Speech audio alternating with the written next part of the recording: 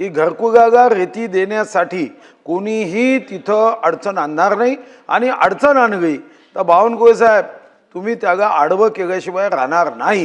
हे जरा आम्हाला थोडं घोषित केलं तर बरं वाटेल, कारण या संदर्भात मी तुमच्याकडे खूप पत्र दिली। महाराज, सन्माननीय सदस्य जसं म्हणाले तसं निवेदनावर प्रश्न जरी विचारता येत नसले तर जेव्हा मंत्री महोदय हे उत्तम उत्तर देण्याचा प्रयत्न करत असतात तेव्हा प्रश्न विचारण्याची सभागृहाची परंपरा आहे। मी माननीय मंत्री महोदयांना फक्त एक स्पेसिफिक जास्तीची माहिती विचारू इच्छितो। माननीय मंत्री महोदयांनी घोषणा केली की घरकुल योजनेसाठी 5 ब्रॉस रेती आम्ही मोफत देऊ। मंत्री महोदयांकडे मी वारंवार पत्रव्यवहार करत होतो की NGTच्या नियमानुसार तुम्ही 10 जूनला घरकुलांची रेती देण्याचं काम बंद केलं, पण ज्या घाटावर NGTच्या पर्यावरणाचा म्हणजे एन्व्हायरमेंट क्लिअरन्सचा विषय उपस्थितच होत नव्हता तिथं मात्र घरकुलांना रेती द्यावी। माझ्या मतदारसंघात 27,000 पेक्षा जास्त घरकुलांनी रेतीचे अर्ज केले, फक्त 500 घरकुलांनी रेती उचलू शकलेत। मला विनंती आहे की माननीय मंत्री महोदय हे बुलेट ट्रेनपेक्षा वेगाने काम करत असताना जेव्हा घरकुलाचा प्रश्न आला तेव्हा पॅसेंजरपेक्षा मंद गतीने निर्णय का होत आहे। माझी स्पेसिफिक आपल्याला विनंती आहे की आता तुम्ही 24 तास रेतीचा साधारणतः पुरवठा व्हावा, इन्फ्रास्ट्रक्चरसाठी व्हावा, हा विचार करत असताना इन्फ्रास्ट्रक्चर ज्या गरिबांसाठी आहे, ज्या गरिबांच्या कष्टावर हा महाराष्ट्र आणि महाराष्ट्राची प्रगती उभी आहे, तर त्यामध्ये सुस्पष्टता आणा ना की त्यांना सुद्धा यानंतर कोणत्याही घाटावर अटकवल्या जाणार नाही।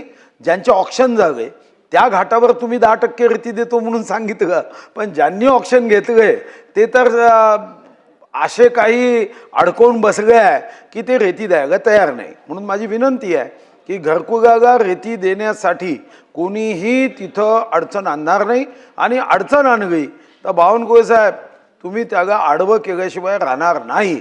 हे जरा आम्हाला थोडं घोषित केलं तर बरं वाटेल, कारण या संदर्भात मी तुमच्याकडे खूप पत्र दिलीत। अध्यक्ष महाराज, माननीय सुधीर भाऊंचं म्हणणं योग्य खरं आहे की NGTच्या नियमाप्रमाणे आपण सकाळी 6 ते सायंकाळी 6 इतकंच वेळ उत्खनन करू शकतो, पण आणि आता 10 जून नंतर राज्यामध्ये उत्खनन करता येत नाही। या ठिकाणी जो उपलब्ध साठा आपल्याजवळ आहे त्यामध्ये सुधीर भाऊ जे चंद्रपूरमध्ये पहिला निविदा झाल्या आहेत, चंद्रपूरमध्ये आता नवीन धोरणाप्रमाणे नाना भाऊ चंद्रपूरच जिल्हा असा आहे की पहिल्या नवीन धोरणाप्रमाणे निविदा झाल्या 100 कोटी रुपये चंद्रपूरवरनं आपल्याला रॉयल्टी मिळाली। आत्ता जे आपण डेपो चालवायचो, पहिलं टेंडर झालं राज्याचं, जे आता भास्कर जाधव साहेब आपण राज्याला उलट डेपो धोरणामध्ये त्या डेपोवाल्यांना पैसे द्यायचे आहे राज्य सरकारच्या तिजोरीतनं। आता 100 कोटी एका जिल्ह्यातून मिळाले आपल्याला काल चंद्रपूरमधनं। सुधीर भाऊ 10% वाढू हा घरकुलाकरता एकूण निविदेच्या राखीव आहे आणि आपलं जे म्हणणं आहे उपलब्ध वाळू जिथे इथे असेल आणि जिथे आपल्याला वाळूच्या पर्यावरण याची गरज नाही, पर्यावरणाच्या त्या ठिकाणी लायसन्सची गरज नाही किंवा पर्यावरण त्याची परवानगी घ्यायची गरज नाही, अशा ठिकाणी घरकुलाला वाटप देण्याचा शासन निर्णय आहे। कुणीतरी गल्लत करतं आपल्या जिल्ह्यामध्ये, मी आजच आपल्या चंद्रपूर कलेक्टरशी बोलून आपल्या जिल्ह्यातले सर्व आणि महाराष्ट्रातल्या घरकुलांना 24 तास रेती मिळेल अशी व्यवस्था करू।